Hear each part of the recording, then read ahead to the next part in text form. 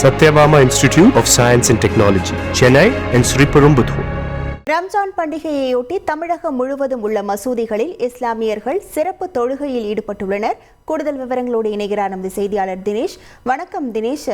இந்த ஆண்டு ரம்ஜான் பண்டிகையை மக்கள் எந்த அளவுக்கு ஆர்வமாக கொண்டாடி வருகின்றனர்? முழு விவரங்கள்.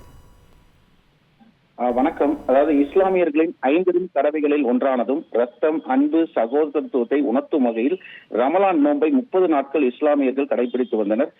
அரேபிய நாடுகளில் நேற்றைய தினம் ரம்ஜான் பண்டிகை கொண்டாடப்பட்டது. அதனைத் தொடர்ந்து இன்றைய தினம் தமிழகத்தில் ரம்ஜான் பண்டிகை கொண்டாடப்படும் என தமிழக அரசு தலைமை ஹாஜியால் அறிவிக்கப்பட்டதை தொடர்ந்து இன்றைய தினம் தமிழகம் முழுவதும் இன்றைய தினம் ஈகை திருநாள் எனப்படும் ரம்ஜான் பண்டிகை மிக கோலாகலமாக கொண்டாடப்பட்டு வருகிறது.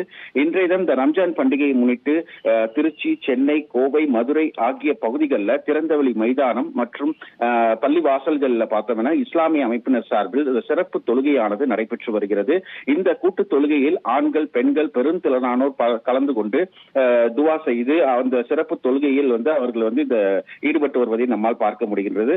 தொடர்ந்து ஒருவருக்கு ஒருவர் இந்த ரம்ஜான் பண்டிகைக்கான அந்த வாழ்த்துக்களை அவர்களுக்கு ஆற தழுவி அந்த வாழ்த்துக்களை பரிமாறிக்கொள்கின்றனர். இன்றைய தினம் இந்த தமிழகம் முழுவதும் பார்த்தோமேனால் இந்த ரம்ஜான் பண்டிகை இன்றைய காலை முதலே சிறப்பான முறையில் கொண்டாடப்பட்டு வருகின்றன. உங்கள் முழு விவரங்களுக்கு நன்றி Dinesh. Satyabama Institute of Science and Technology, Chennai and Sriperumbudur.